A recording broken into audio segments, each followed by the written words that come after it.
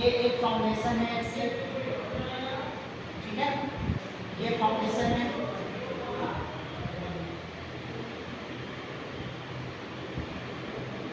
ये फाउंडेशन है, और ये हमारा क्या है, ये जो है ग्राउंड लेवल होगा, ठीक है, ये क्या होगा, ग्राउंड लेवल होगा ऐसे, ये GL ग्राउंड लेवल है। यहाँ पे बात कर लेते हैं,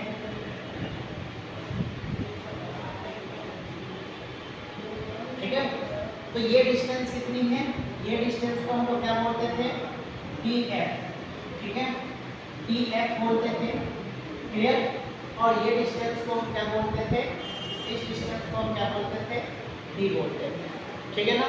तो यहाँ पे जो DF था, जो क्या था, DF डिस्टेंस थी, ठीक है, यहाँ पे DF जो डिस्टेंस थी वो क्या होती थी, डेप्थ ऑफ फाउंडेशन हुआ करती थी, ठीक है ना, क्या होती थी, डेप्थ ऑफ फाउंडेशन या फिर डेप्थ ऑफ, ये भी बोल सकते हैं, क्या बोल सकते हैं, डेप्थ ऑफ फुटिंग, ठीक है ना। और जो ये D है, और जो ये D है, ठीक है ना, इसको हम लोग क्या बोलेंगे,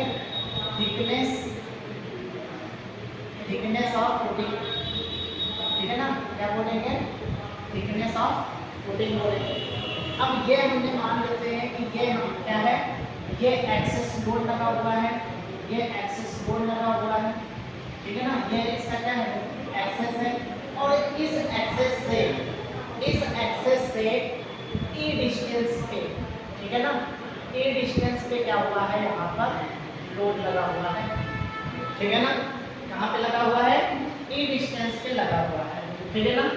तो जब हम क्या करेंगे, ये वाले लोड को इस पर, इसके एक्सेस पे ट्रांसफर करेंगे, ठीक है ना, इस वाले लोड को इसके एक्सेस पे ट्रांसफर करेंगे, तो क्या हम ये बोल सकते हैं कि एक एक्सेस पे, मैं छोटा सा यहाँ डायग्राम बना दे रहा हूँ, ठीक है, ऐसे ये हमें मान लेते हैं कि ये हमारा क्या है, एक्सेस है, ठीक है, ये अब एक्सेस है, तो इस पर एक हमारा क्या होगा, ये लोड वर्क करने लगेगा P, और इस लोड E के कारण यहाँ पर एक मोमेंट भी वर्क करने लगेगा, यहाँ पे क्या करने लगेगा, मोमेंट भी वर्क करने लगेगा, ठीक है ना।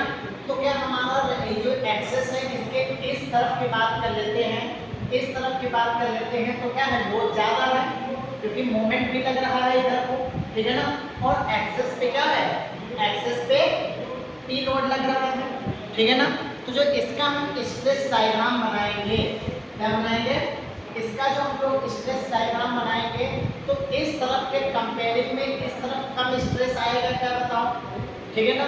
तो क्या हम यहाँ पे कुछ इस तरह से बोल दें कि कुछ स्ट्रेस इस तरह से वेरिएशन होता हमें दिखाई देगा, इस तरह से वेरिएशन होता हुआ हमें दिखाई देगा, ठीक है ना, हमें इस तरह से क्या होगा, वेरिएशन होता है ऐसे दिखाई देगा, ठीक है,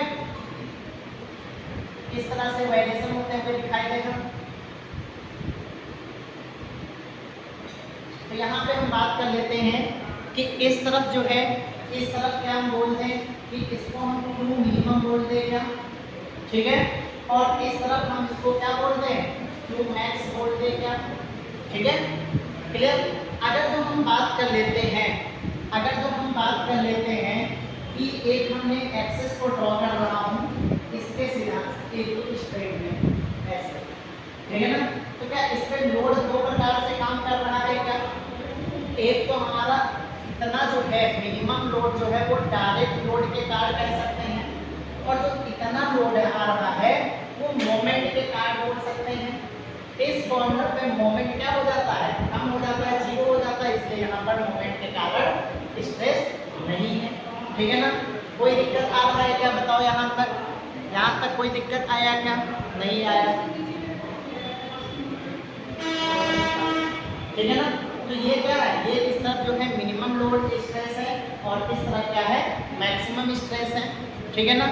तो हम बात कर लेते हैं कि जो बेंडिंग के कारण स्ट्रेस आता है, ठीक है ना, तो उसको हम बेंडिंग इक्वेशन से निकालते हैं, क्या होता है, M/I equal to sigma upon Y, ठीक है ना, sigma upon Y equal to E/R, यही बेंडिंग इक्वेशन होती थी क्या, तो यहाँ से जो बेंडिंग स्ट्रेस निकलेगा वो क्या निकलेगा, sigma equal to M Y upon I निकलेगा। क्या जरा बताओ, ठीक है ना, क्या निकलेगा, sigma equal to M Y upon आई।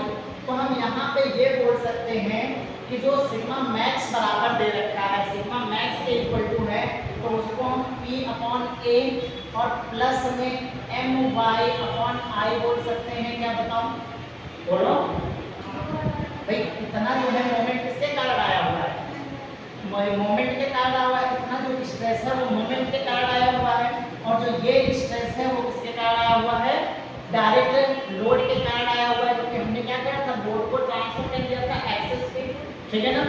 और इधर अगर हम बात कर लेते हैं, इधर को बात कर लेते हैं, तो हम क्या बोल सकते हैं, P upon A minus M Y upon I बोल सकते हैं। क्या, ठीक है ना। तो यहाँ तक कोई दिक्कत आई क्या तुम्हें, बोलो, नहीं आई होगी। तो यहाँ पर हम क्यू मैक्स की वैल्यू क्या लिखेंगे, क्यू मैक्स की वैल्यू क्या लिख देंगे, क्यू मैक्स का वैल्यू जो है P अपॉन ए प्लस में एम वाई अपॉन आई बोल सकते हैं। क्या, बोलो।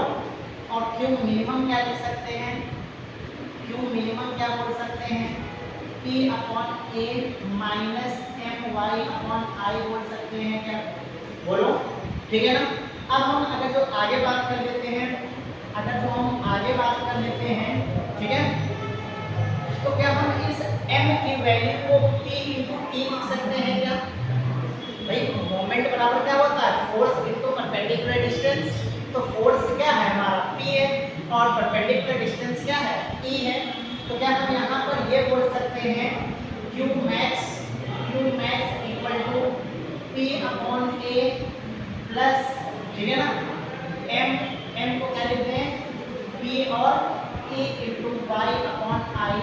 क्या हम ये बोल सकते हैं, क्या बताओ, कोई दिक्कत आई क्या, यहाँ तक कोई दिक्कत नहीं आई होगी, ठीक है ना। और क्यू मिनिमम क्या बोल सकते हैं, क्यू मिनिमम क्या बोल सकते हैं, क्यू मिनिमम क्या बोल सकते हैं, P upon A minus P E और y अपॉन आई। क्या हम ये वैल्यू बोल सकते हैं। क्या, ठीक है ना। तो जब हमारा एक्सेस पे लोड नहीं वर्क कर रहा होगा, तो एक क्यू मैक्स वर्क